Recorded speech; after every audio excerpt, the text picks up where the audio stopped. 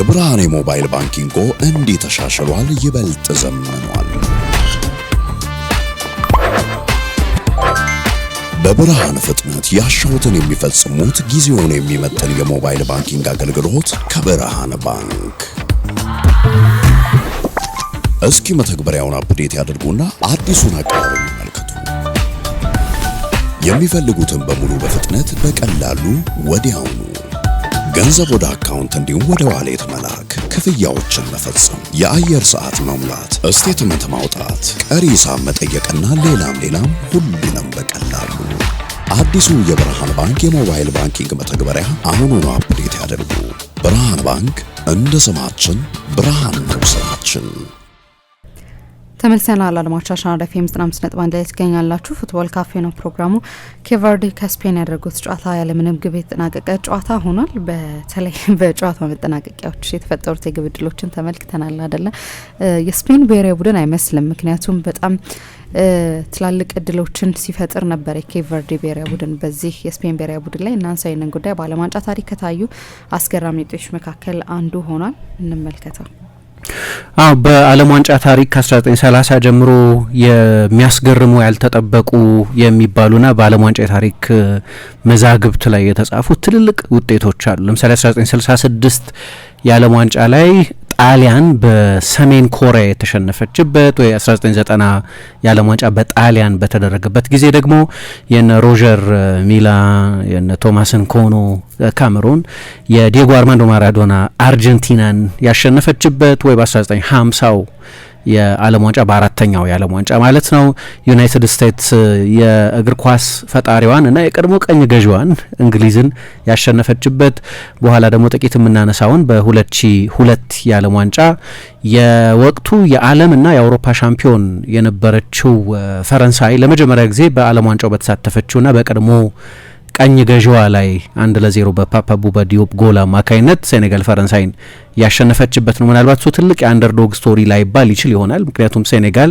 ከዛ የዓለም ዋንጫ 3 ወይ 4 ወራት በፊት ለአፍሪካ ዋንጫ ፍጻሜ ደርሳ ስለነበርና ብዙ ትልልቅ ተጫዋቾች ስለነበሯቸው ያ ውድድር እየተደረገ እንደ ኤልሃጂ ዲዩፍ አይነት ትልልቅ እና ሳሊፍ ዲያዮ አይነት ትልልቅ ተጫዋቾች ወደ ሊቨርፑል የተዘዋወሩበት እንደ ካሊሉ ፋዲጋ፣ ፌርናንድ ኮሊ፣ አሊዩ ሲሴ፣ አቢቤ አሁን የማርሴይ አሰልጣኝ እነዚህን አይነት ትልልቅ ተጫዋቾች የያዘ ስለነበር በጥራት ከሆነ ብዙ ላይ ያስገርም ይችላል። ምንም እንኳን ፈረንሳይ በጣም አስደናቂ ስብስብ የነበረም ቢሆን እና የዓለም ዋንጫ እንዲህ አይነት በጣም አስገራሚ ውጤቶችን አሳይቶናል። ይሄ አቻ ነው። አሁን እንደጠቀስኳቸው አይነት ጨዋታዎች አነስ ያለ ግምት የተሰጠው ቡድን የዓለም ዋንጫ ላይ ሻምፒዮን እንዲሆን የሚጠበቅን ቡድን አሸንፎ አይደለም፣ ግን ማሸነፉ አቻው የማሸነፍን አይነት መልእክት የሚያስተላልፍ አቻ ሆኖ የድል ቁም ነገር ያለው ውጤት ነው ማለት ይቻላል። እንግዲህ የስፔን ብሔራዊ ቡድን ያለፈውን የአውሮፓ ዋንጫ ባሸነፈበት ጊዜ ከሞላ ጎደል በጣም ትልልቆቹን የአውሮፓ እግር ኳስ የኃይል ማዕከላት የሚባሉትን በሙሉ አሸንፏል ማለት ይቻላል። እንግሊዝን አሸንፏል፣ ፈረንሳይን አሸንፏል፣ ጀርመንን አሸንፏል፣ ጣሊያንን አሸንፏል፣ ክሮኤሽያን አሸንፏል። በተለያዩ የውድድሩ ምዕራፎች በፍጻሜው እንግሊዝን፣ በግማሽ ፍጻሜው ፈረንሳይን፣ በሩብ ፍጻሜው ጀርመንን ደግሞ ጣሊያንን እና ክሮኤሽያን በምድብ ጨዋታዎች ያሸነፈ በጣም አስደናቂ እግር ኳስ የተጫወተና በቅርብ ዓመታት ባለፉት 20-30 ዓመታት ከሞላ ጎደል 30-40 ዓመት ወደ ኋላ ብዙ ዓመትም ሊወስደን ይችላል። ለነገሩ ልክ እንደዚህ አይነት ውብ እግር ኳስ ተጫውቶ የአውሮፓ ሻምፒዮንም የዓለም ሻምፒዮንም የሆነ ቡድን አላየንም እስኪባል ድረስ ምሳ የዓለም ሻምፒዮንም የሆኑትንም የአውሮፓ ሻምፒዮን የሆኑትንም ቡድኖች በሙሉ ብታይ በአብዛኛው በጣም ፕራግማቲክ የሆነ በጣም ጥብቅ የመከላከል አጫወት ያላቸው በመልሶ ማጥቃት የሚያጠቁ አንዳንዶቹ በቆመ ኳስ ጎል የሚያስቆጥሩ ሶሊድ የሆነ የተለመደ የቶርናመንት ቡድን የመሆን አዝማሚያ ነበር። ሻምፒዮን የሆኑትን ቡድኖች በሙሉ ብታይ ፈረንሳይ 2 ጊዜ ሻምፒዮን ሲሆን ኢቭን ስፔን የበለጠ ፖሴሽን ቡድን ቢሆንም ግን ለኔ ያ የስፔን የተለጠጠ ፖሴሽን የመከላከልም ፖሴሽን ነው። እንደ ልብ የሚያጠቃ ቡድን ነበር ለማለት ያስቸግራል። በተለይ 2010 የነበረው ከሁሉ በላይ 2012 ላይ የነበረው ያ የስፔን ብሔራዊ ቡድን እና የ1994ቱም የ2002ቱም የብራዚልን ቡድን ቢሆን ከተለመደው የብራዚል ውብ አጫወት የወጣና የበለጠ አውሮፓ የሚመስል የበለጠ ፕራግማቲክ የሆነ የመከላከል ቡድን በመሆን የሚታወቁ ወይም የበለጠ በመከላከል ጥጥርናቸው የሚታወቁ ቡድኖች ናቸው። ይሄኛውን የስፔን ብሔራዊ ቡድንን አቻ ማስወጣት በተለይ ደግሞ በዓለም ዋንጫ ለመጀመሪያ ጊዜ እየተሳተፈ ላለ የአጠቃላይ የሀገሪቱ ሕዝብ 500,000 ብቻ ለሆነ እስከ 2021 ድረስ የአፍሪካ ዋንጫ ላይ ተሳትፎ ለማያውቅ በሁለቱ ብሔራዊ ቡድኖች መካከል ኬፕ ቨርዴ 67ኛ ነች፣ ስፔን 2ኛ ነች በፊፋ ራንኪንግ። የፊፋ ራንኪንግ የአንድን ሀገር የእግር ኳስ ጤንነት ትክክለኛው መለኪያ አለመሆኑን እገነዘባለሁ። የአስፈላጊነቱም ሁኔታ ብዙ ጊዜ የሚያከራክር ነው። ግን በዓለም ዋንጫ ታሪክ 9ኛው ሰፊ ርቀት ነው በወርልድ የፊፋ ራንኪንግ በሚባለው እንኳን በእንደዚህ አይነት ርቀት ላይ ያሉ ቡድኖች በዓለም ዋንጫ ሲገናኙ ማለት ነው 67ኛ ከሁለተኛ ጋር የተደረገ ጨዋታ ነው እና በሁለቱ ሀገራት የእግር ኳስ የጥራት ደረጃ መካከል ያለው ርቀት በጣም ከፍተኛ ነው። ለዚህ ነው ከዓለም ዋንጫ በታሪክ ከሚጠቀሱ ትልልቅ ውጤቶች መካከል አንዱ ሆኖ መቅረብ ያለበት እና እንዲህ አይነት ውጤት በሚመዘገብበት ጊዜ መቼስ ብዙ ጀግኖች ይኖሩታል። እንዲህ አይነት ድል የቡድን ድል ነው፣ የአሰልጣኙ የቦቢስታ ድል ነው፣ የአስደናቂው የተከላካይ መስመር ድል ነው።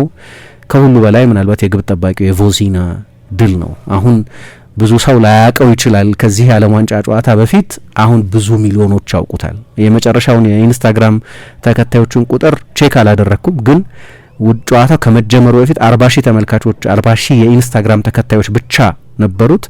አሁን ከ2 ሚሊዮን በላይ ሆነዋል። 40 ዓመቱ ነው ግን እና 40 ዓመት ከ12 ቀን ነበር ትላንትና ጨዋታው በተደረገበት ጊዜ። በዓለም ዋንጫ ታሪክ እድሜው እንዲህ ከገፋ በኋላ በዓለም ዋንጫ ጨዋታ ላይ ጎል ሳይቆጠርበት የወጣ 3ኛው ግብ ጠባቂ ሆኗል። ሁለቱ ሌሎቹ ግብ ጠባቂዎች በጠቅላላው በእግር ኳስ ታሪክ የምንጊዜ ምርጥ ከሚባሉት ግብ ጠባቂዎች መካከል ናቸው። አንደኛው ፒተር ሺልተን ነው በ40 ዓመት ከ221 ቀን። ሌላኛው ዲኖ ዞፍ ነው በ40 ዓመት ከ130 ቀን። ሶስተኛው ምናልባት በእግር ኳስ ታሪክ ባለው ስፍራ እንደዚህ ላይ ይጠቀስ ይችላል፣ ግን የኬፕ ቨርዴ ብሔራዊ ቡድን ግብ ጠባቂ የሆነው ጆሲማር ጆዜ ኤቮራ ዲያስ ወይም ቮዚንሃ ወይም አያት ማለት ነው። ቮዚንሃ ማለት እና ትላንትና ይህንን ታሪክ የሰራው እሱ ነው። ቼስ አንዳንድ ጊዜ እጣ ፈንታ ትንቢት ሊባል ይችል ይሆናል። ስሙ ከዓለም ዋንጫ ጋር በተገናኘ ምክንያት ነው የወጣለት ጆዚማር የሚለው ስሙ። የ1986 የሜክሲኮ የዓለም ዋንጫ እየተደረገ በነበረበት ጊዜ እሱ የተወለደበት አመት ነው። ሚንዴሎ የምትባል በኬፕ ቨርዴ 80,000 ሕዝብ ብቻ በሚኖርባት ከተማ ነበር የተወለደው እና አባትየው በጣም ከፍተኛ የእግር ኳስ ፍቅር ያላቸው በመሆናቸው የተነሳ እዛ የዓለም ዋንጫ ላይ በጣም አስደናቂ የዓለም ዋንጫ ያሳለፈውን የብራዚል የቀይ መስመር ተከላካይ ከሰሜን አይርላንድና ከፖላንድ ጋር በነበሩት 2 ጨዋታዎች 2 አስደናቂ ጎሎችን ያስቆጠረውን ጆዚማርን ይወዱት ስለነበር ልጃቸውን ጆዚማር ብለው ጠሩት። በእርግጥ ቮዚኖ በሚለው ስሙ ቢሆንም የሚታወቀው ግን መደበኛ ስሙ ሌላ ነው። ከ40 ዓመት በኋላ ነው ሌላ በሰሜን አሜሪካ እየተደረገ ባለ የዓለም ዋንጫ ላይ አንድ ትልቅ ሰርክል ያየ ነው። የዛሬ 40 ዓመት አባትየው በዓለም ዋንጫ ላይ እና በእግር ኳስ ላይ ባላቸው ትልቅ ፍቅር የተነሳ ልጃቸውን ለብራዚል ብሔራዊ ቡድን የቀይ መስመር ተከላካይ የሱን ስም ለልጃቸው ሰጡት። ከ40 ዓመት በኋላ ደግሞ ምናልባት በዚህ ዓመት የሚወለዱ ብዙ የኬፕ ቨርዴ ዜጎች ስማቸው በሱ ሊሰየም ይችላል። ሌላ ጆሲማር ሊመጣ ይችላል። ኢንስፓይሬሽኑ እሱ ሊሆን ይችላል። ብዙ ጊዜ እናያለን እንደዛ እና በአትላንታ ነበር ጨዋታ የተደረገው። ከስፔን ጋር የተከናወነ ጨዋታ ነው እና አሁንም በእግር ኳስ ምንም እንኳ ይሄ የ48 ሀገራት የዓለም ዋንጫ አከራካሪ ቢሆንም ከውድድር ጥራት አንጻር ግን ትላንት በድጋሚ ያስታወሰን ነገር አሁንም አንዳንድ ጊዜ እንኳ ቢሆን ዳዊት ጎልያድን ሊጥለው እንደሚችል ነው። ቮዚና እንዳልኩት በፖርቱጊዝ ቋንቋ አያት ማለት ነው። በአያቶቹ ስላደገ ነው። አንድም ሜሪያ ሶሪና ዶስ ሳንቶስ እና ማኑኤል ዳሉዝ ሞራየስ ይባላሉ እና ግን አንደኛው ይሄ ስም የተሰጠው በአያቶቹ ስላደገ እና አያት የሚል ስም ስለተሰጠው ነው። በሌላ በኩል ግን ሲጫወት ከታላላቆቹ ጋር ነበር ይጫወት የነበረው። በሱ የእድሜ ክልል ያሉ ተጫዋቾች አልነበሩም። ስለዚህ ሁልጊዜ ከታላላቆቹ ጋር ይጫወት ነበር።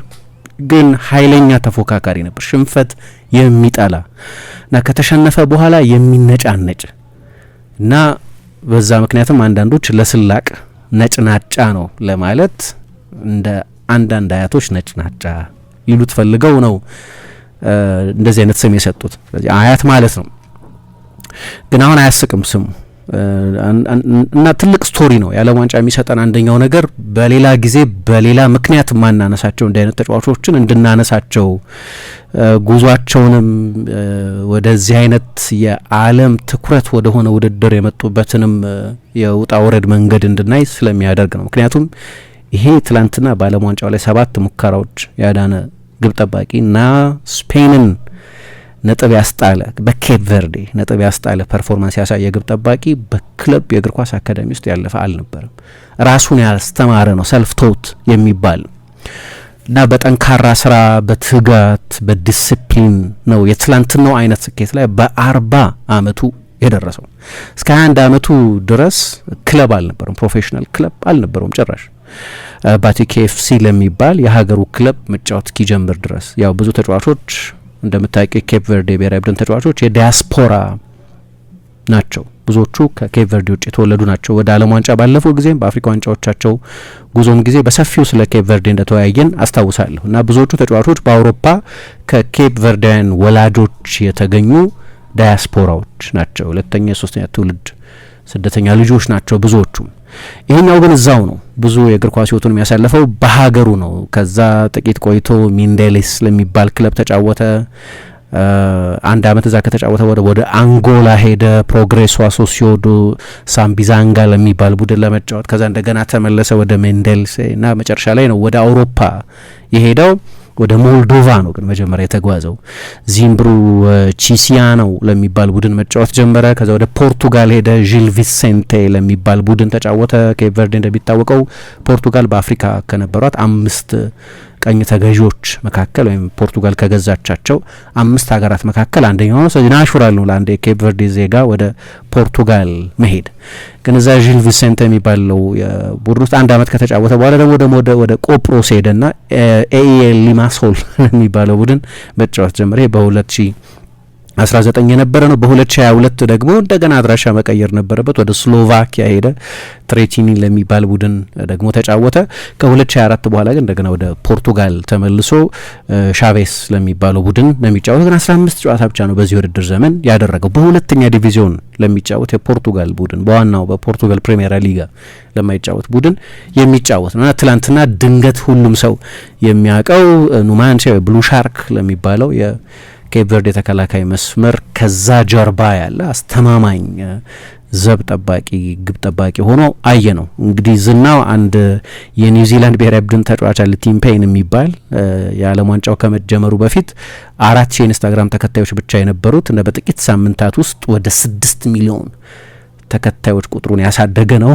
ይሄኛው ደግሞ ትላንትና እንግዲህ በጥቂት ሰዓታት ውስጥ ብቻ ከ40 ሺህ ወደ 2 ሚሊዮን ተከታዮች ያገኘ ፐርፎርማንስ ነው ያሳየውና ሲነገረው አይተሽ እንደሆነ በብዙ ቃለ ምልልሶች ላይ በፐርፎርማንሱም ስለመጣበትም ጉዞ ስለ ህልሙም ስለ አባቱም ህልም ሲናገር በራሱ ያ አድቬንቸር ስሜታዊ የሚያደርግና የሚያስለቅስ ሊሆን ይችላል። ግን አንደኛዋ የፖርቱጊዝ ብሮድካስተር ጋዜጠኛ ቃለ ምልልስ ባደረገችለት ጊዜ የኢንስታግራም ተከታይ ቁጥር ስንት እንደሆነ ታውቃለህ ብላ አሳየችው። ሶሻል ሚዲያ 2 ሚሊዮን እና ስሜቱን መቆጣጠር አልቻለም። ድንገት ያ አንደኛው በዚህ ዘመን ያለሽን የትኩረት መጠን ከምንለካባቸው መስፈሪያዎች መካከል የሶሻል ሚዲያ ዘመን በመሆኑ ምክንያት ምን ያህል የሰው አቴንሽን ውስጥ እንደገባ የሚያሳይ ነው። አሁን ጆዚማር ወይም ቮዚና ለብዙ ሰዎች እንግዳ አይደለም። የትላንትናው ፐርፎርማንስ ነው ይሄ እንዲሆን ያደረገው።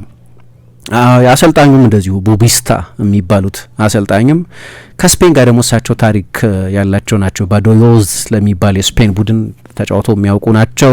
ፔድሮ ሌቻው ብሪቶ ይባላሉ። የ1982 የዓለም ዋንጫ በስፔን በተደረገበት ጊዜ ነው እሳቸው በተወለዱባት ቦአቪስታ በምትባለዋ የኬፕ ቨርዴ ሌላ ትንሽ ደሴት ኬፕ ቨርዴ ራሷ ደሴት መሆኗ እንደተጠበቀው ነው። ከ56 ዓመት በፊት ነበር የተወለዱት እና እሳቸው 12 ዓመታቸው በነበረበት ጊዜ ነው የ82ቱ የዓለም ዋንጫ የተደረገው እና ለመጀመሪያ ጊዜ ሰፈራቸው ውስጥ ቴሌቪዥን ገባ። እስከዛ ድረስ ቴሌቪዥን አልነበርም እሳቸው 12 ዓመታቸው እስኪሆን ድረስ።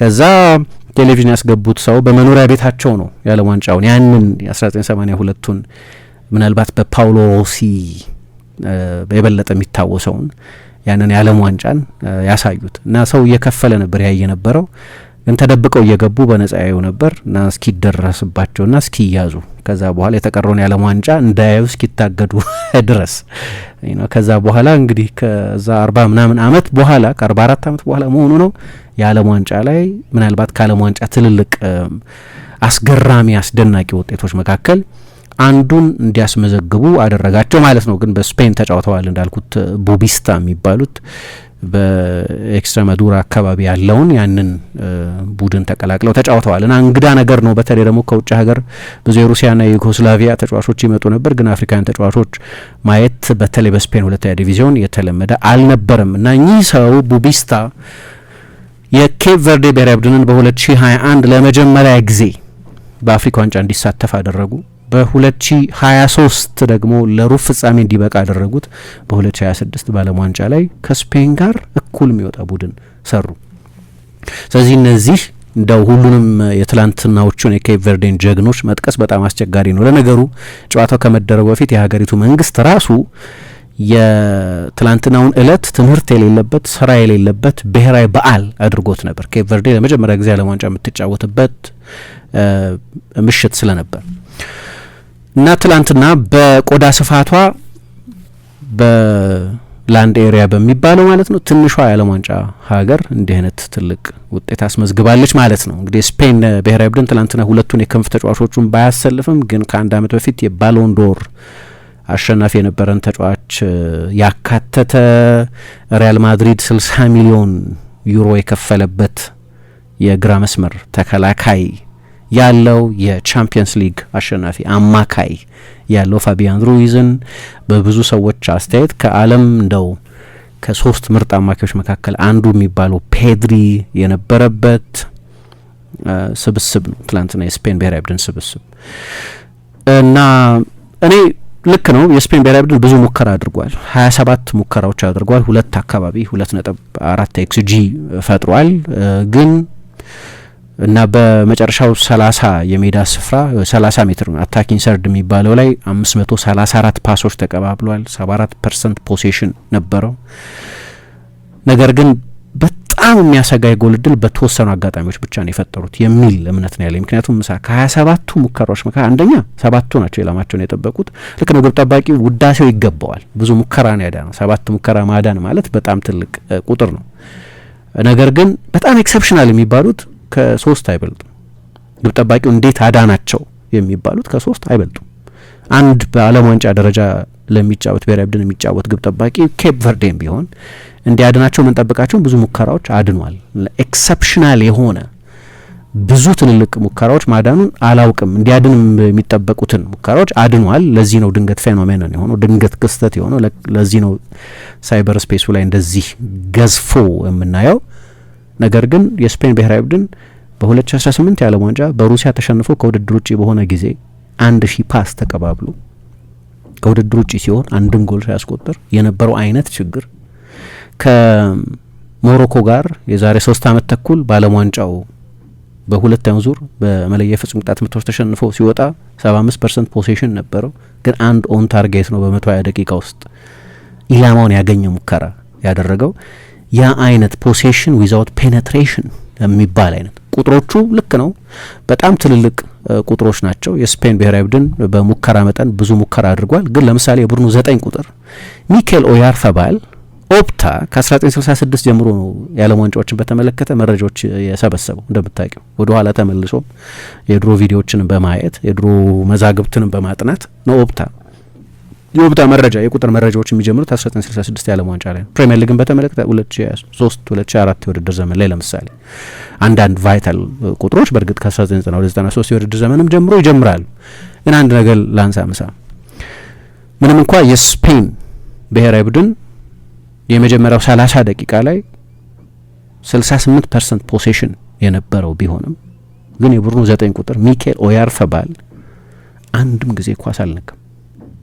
የቡድኑ ዋናው የጎል ሰው እና ይሄ የኬፕ ቨርዴ የመከላከል ማስተር ክላስ ነው። ስፔን አደጋ ስለገጠመው ብቻ አይደለም። ልክ ነው ብዙ ፓስ አድርጓል። ለምሳሌ 804 ለ304 ፓስ ነበረው እና ማን አይጠብቅም ይሄንን የስፔን ብሔራዊ ቡድን እንዲህ አይነት የፖሴሽንም የኳስ ቅብብልን ብዛት አይደለም ኬፕ ቨርዴ ላይ አብዛኞቹ የዓለም ዋንጫ ቡድኖች ላይ ይህንን አይነት ተመሳሳይ ቁጥር ያስመዘግባል። 500 ፓስ በርጧል። ግን ኦልሞስት ኢማቴሪያል ነበር። 2.4 አልኩኝ 2.29 ኤክስጂ ብቻ ነው ነበር። ያን ያህል ትልቅ አይደለም። በተለይ ደግሞ በሁለቱ ሀገራት መካከል ያለውን የእግር ኳስ ደረጃ ጥራትና ወደዚህ ዓለም ዋንጫ ከመመጣት በፊት የነበረውን ኤክስፔክቴሽን ስናይ የስፔን ብሔራዊ ቡድን ምንም ሆነ እያልኩ አይደለም። የስፔን ብሔራዊ ቡድን የዓለም ዋንጫ አንድ ጊዜ ነው ያሸነፈው 2010 እና ያንን የዓለም ዋንጫ ሲጀምር በስዊዘርላንድ ኦትማር ሂትስፊልድ ያሰለጥኑት በነበረው ስዊዘርላንድ 1-0 ተሸንፈው ነው የጀመረው እና ግባቸው እስከ ዓለም ዋንጫ የፍጻሜ ጨዋታ ድረስ መጓዝ ነው። ለዛ ነው ሉዊስ ደላፉዌንቴ ከፍጻሜው ጨዋታ በኋላ ከውጤቱ በኋላ 7 ጨዋታ ይቀረናል የሚል አስተያየት የሰጡት። 7 ጨዋታ ማለት የትላንትናው ጨዋታ አንድ ነው፣ ስለዚህ ማክሲመሙን ጨዋታ እናደርጋለን ብለው ኤክስፔክት እንደሚያደርጉ እንደዛ አይነት ማይንድ ሴት እንዳላቸው ከጨዋታው በኋላ ተናግረዋል። ስለዚህ የስፔን እግር ኳስ ትልቅ አደጋ ውስጥ ገባ ትላንትና ማለት አይደለም። ግን ኬፕ ቨርዴ በጣም የተዋጣለት የመከላከል ዲስፕሊን እንደነበራት ከስፔን 27 ሙከራዎች መካከል 12ቱ ከፍጹም ቅጣት ምት ሳጥን ውጪ የተደረጉ ጭንቀት ወለድ ሙከራዎች መሆናቸውንም ከግምት ማስገባት ያስፈልጋል። ጠቅላላው የሙከራው መጠን ብዙ ነው። አዎ፣ ግን የጎል ዕድሎቹ ጥራት ከፍተኛ ነበር ማለት ግን አይቻልም። ብዙዎቹ ዴስፕሬሽን ያለባቸው ሙከራዎች ናቸው እና ደግሞ ለስፔን የትላንትናውን ጨዋታ አቻ መውጣት አይደለም የዓለም ዋንጫ ላይ አሁን ለትልልቆቹ ቡድኖች ከሞላ ጎደል እኔ የሚወድቅ ትልቅ ቡድን አለ ብዬ ስለማልገምት አሁን የስፔን ብሔራዊ ቡድን ቀጥሎ ከሳውዲ አረቢያ ጋር ነው የሚጫወተው። ሳውዲ አረቢያን ካሸነፈ ወደ ሁለተኛው ዙር ያልፋል። ምንም ጥያቄ የለውም። የማለፍ ወደ መጨረሻዎቹ 32 ቡድኖች የመሸጋገር ጫና በትልልቆቹ ብሔራዊ ቡድኖች ላይ ያለ አይመስለኝም።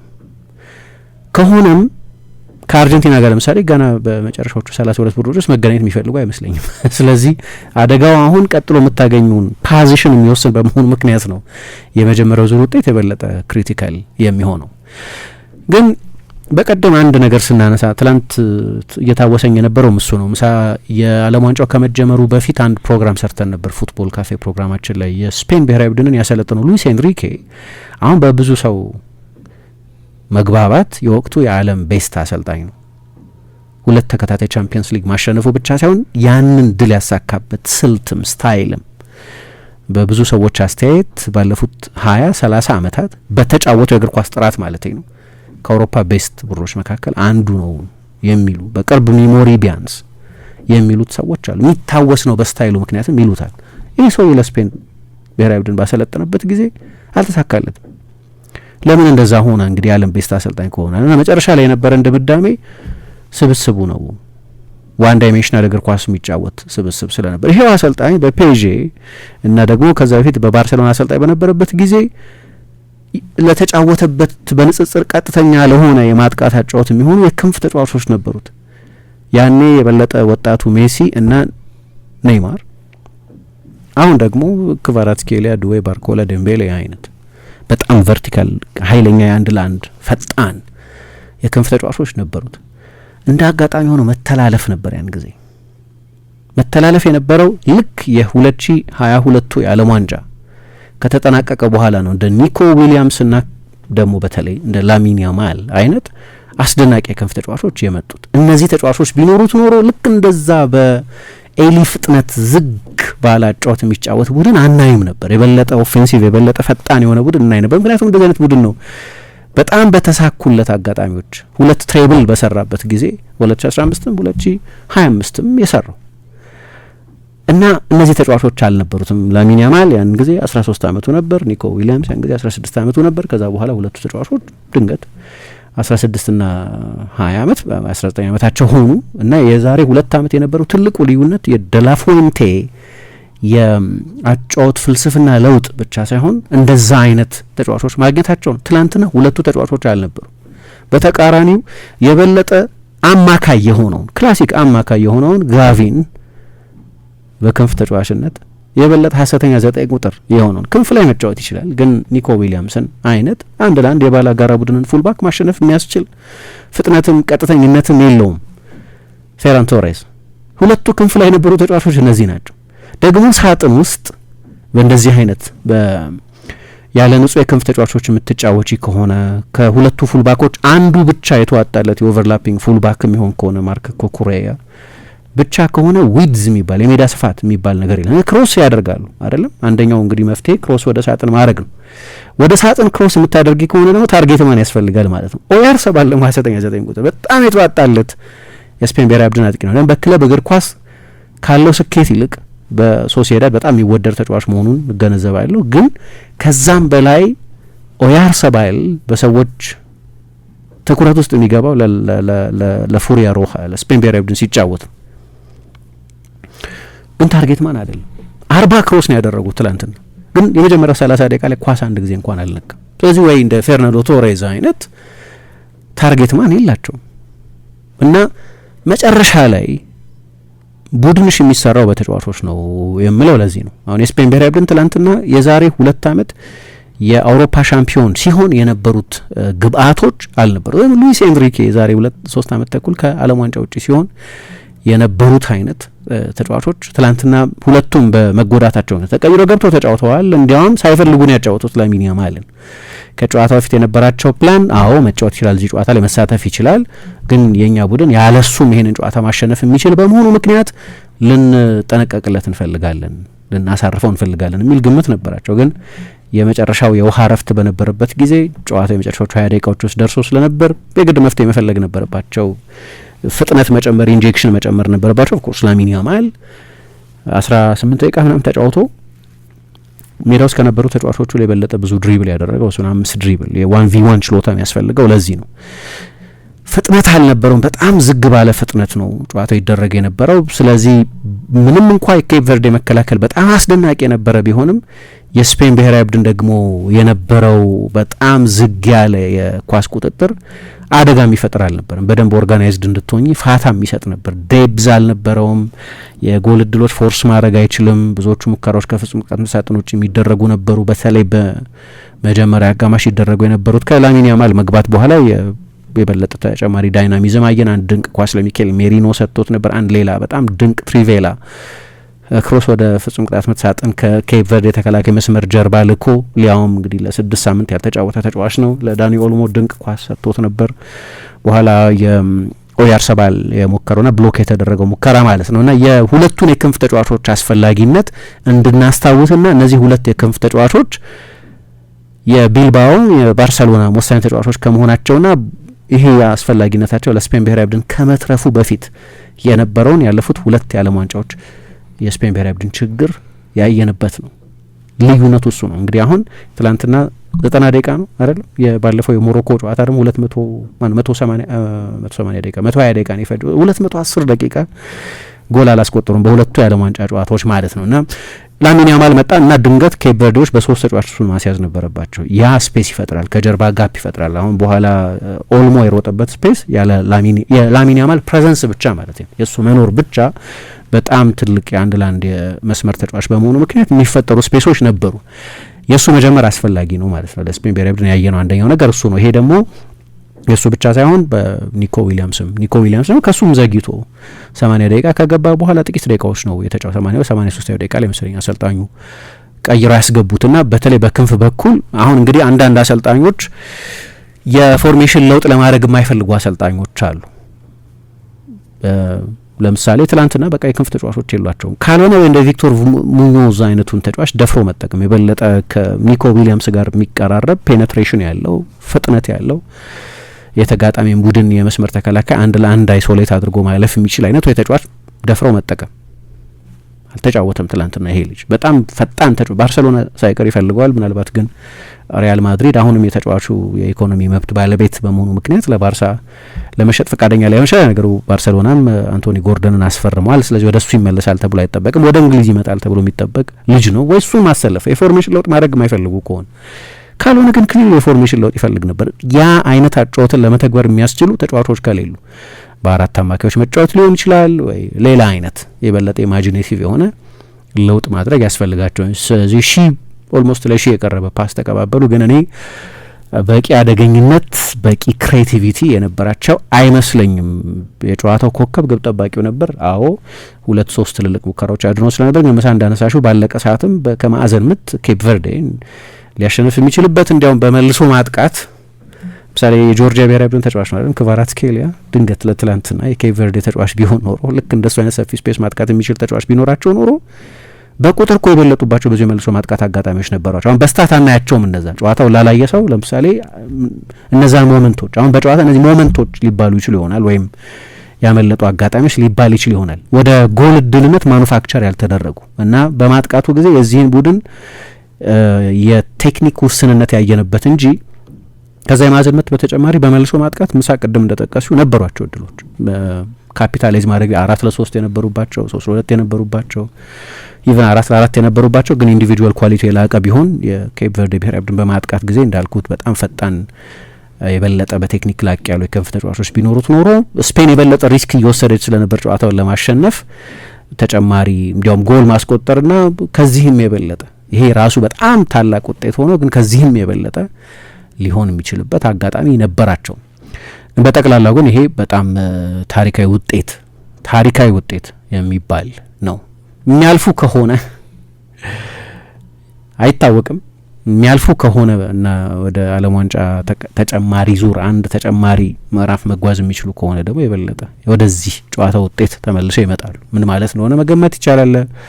ኬፕ ቨርዴ ህዝብ እና ያው ደግሞ ጠቅላላ ከህዝብ ቁጥር ጋር የሚገናኝ አይደለም፣ ግን ወደ ሀገር ቤት እግር ኳስም እንድታተኩር ያደርጋል። የኬፕ ቨርዴ ትንንሽ ደሴቶች ስኬታማ መሆን አይኖ ብዙ የዲያስፖራ ፕሬዘንስ ያለበት ነው፣ ግን አሰልጣኙ ሀገር በቀል አሰልጣኝ ናቸው። ግብ ጠባቂው ቅድም ያልኩት አይነት ጀርኒ ነበረው እና ሌሎችም ተጫዋቾች መጥቀስ ይችላሉ እና ስለዚህ በጣም ትልቅ ውጤት ነበር። ሜክሲኮ ነው የስፔንን ብሔራዊ ቡድን በተመለከተ ግን ተጨማሪ ጊዜ ማሳለፍ በነገራችን ላይ ወደ ሁለተኛው ዙር የሚያልፉ ቋም ሁለተኛው ዙር ወይ መጨረሻው 32 በሚለው እንረዳውና ሜክሲኮ ላይ ነው ጨዋታ የሚያደርጉት።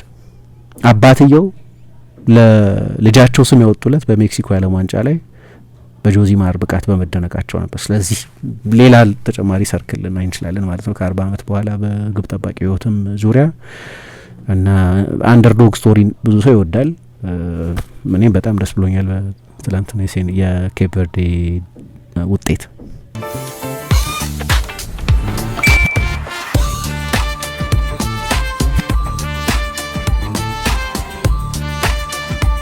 የብርሃን የሞባይል ባንኪንጎ እንዲህ ተሻሽሏል፣ ይበልጥ ዘምኗል። በብርሃን ፍጥነት ያሻውትን የሚፈጽሙት ጊዜውን የሚመጥን የሞባይል ባንኪንግ አገልግሎት ከብርሃን ባንክ። እስኪ መተግበሪያውን አፕዴት ያድርጉና አዲሱን አቀራረብ ይመልከቱ። የሚፈልጉትን በሙሉ በፍጥነት በቀላሉ ወዲያውኑ ገንዘብ ወደ አካውንት እንዲሁም ወደ ዋሌት መላክ፣ ክፍያዎችን መፈጸም፣ የአየር ሰዓት መሙላት፣ ስቴትመንት ማውጣት፣ ቀሪ ሂሳብ መጠየቅና ሌላም ሁሉንም በቀላሉ። አዲሱ የብርሃን ባንክ የሞባይል ባንኪንግ መተግበሪያ አሁኑኑ አፕዴት ያድርጉ። ብርሃን ባንክ እንደ ስማችን ብርሃን ነው ስራችን።